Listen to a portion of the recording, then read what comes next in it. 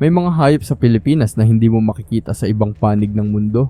Dahil tanging dito lang sila natural na nabubuhay, tinatawag silang endemic species. Ngunit bukod sa pagiging kakaiba, ang ilan sa kanila ay maaari ring maging mapanganib kapag naistorbo o nakaramdam ng banta.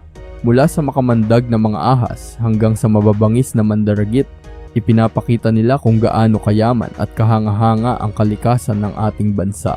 Sa video na ito, bibilangin natin ang 5 mapanganib na hayop na tanging sa Pilipinas lang makikita. Pero bago ang lahat, baka pwede muna ako makahingi ng like at pakisubscribe na rin ang aking channel.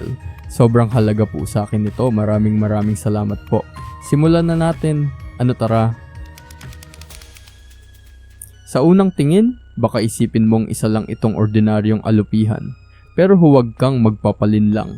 Ang Philippine Giant Centipede na kabilang sa Scolopendra ay isa sa mga pinakakinatatakutang maliliit na mandaragit sa kagubatan ng Pilipinas. May mga species ng Scolopendra na tanging sa Pilipinas lamang matatagpuan at kilala sa kanilang mabilis na pagkilos at makamandag na kagat. Bagamat hindi ito karaniwang nakamamatay sa tao, ang kamandag nito ay maaaring magdulot ng matinding sakit, pamamaga at lagnat.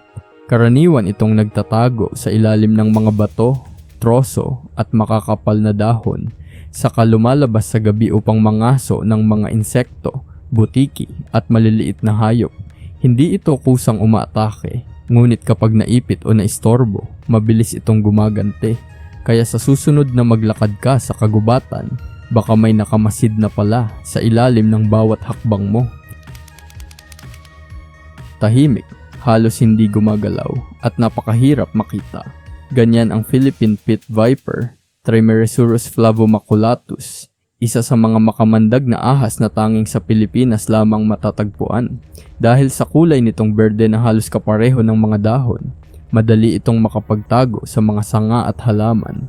Madalas itong matagpuan sa mga kagubatan ng Luzon at ilang karatig na isla, kung saan tahimik itong naghihintay ng mabibiktima.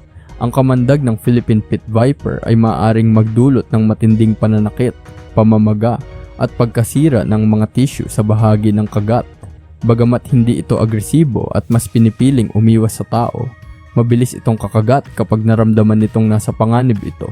Kadalasan, nangyayari ang insidente kapag hindi ito napapansin ng mga taong naglalakad o nagtatrabaho sa kagubatan.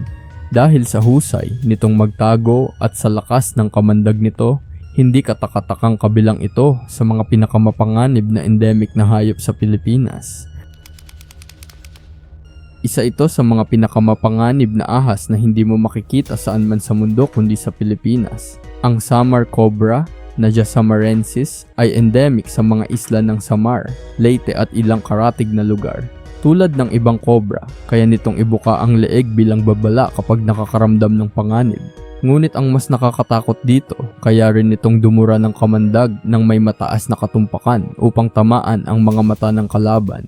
Ang laso ng Samar Cobra ay isang neurotoxic venom na direktang umaatake sa nervous system.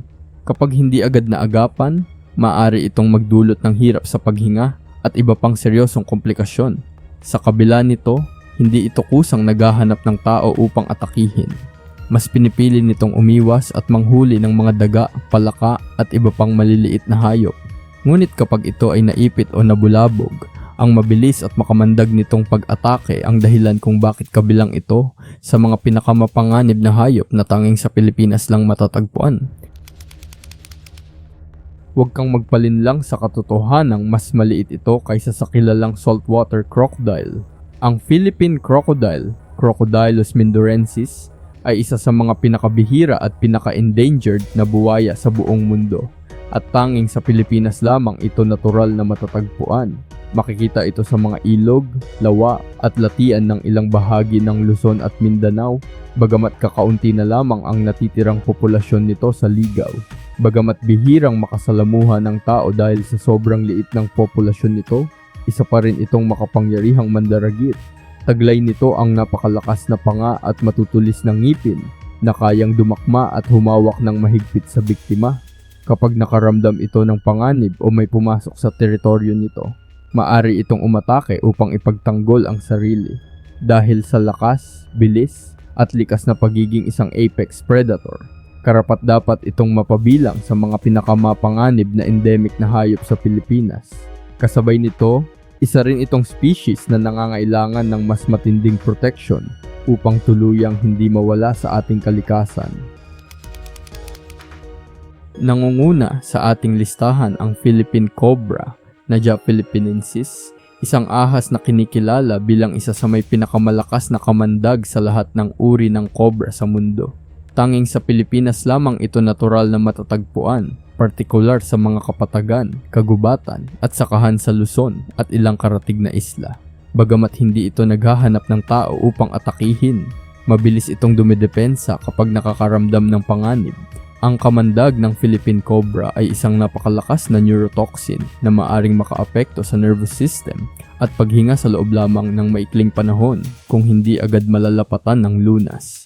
Bukod dito, kaya rin nitong dumura ng kamandag ng may mataas na katumpakan upang tamaan ang mga mata ng kalaban mula sa ilang metrong layo. Sa kabila ng nakakatakot nitong kakayahan, mahalagang tandaan na bahagi ito ng kalikasan at may mahalagang papel sa pagkontrol ng populasyon ng mga daga at iba pang maliliit na hayop. Dahil sa lakas ng kamandag, bilis ng pag-atake at pagiging endemic sa Pilipinas, walang duda na ang Philippine Cobra ang karapat-dapat na manguna sa ating listahan. Ilan lamang ang mga hayop na tanging sa Pilipinas matatagpuan at mas kakaunti pa ang maituturing na tunay na mapanganib. Bagamat nakakatakot ang kanilang mga kakayahan, hindi sila likas na kalaban ng tao. Karamihan sa kanila ay umaatake lamang kapag naistorbo o ipinagtatanggol ang kanilang sarili. Kaya kung sakaling makatagpo ka ng isa sa kanila, ang pinakamainam na gawin ay panatilihin ang ligtas na distansya at hayaan silang manatili sa kanilang natural na tirahan.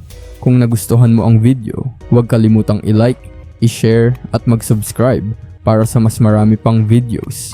Salamat sa panonood at magkita-kita tayo sa susunod na video.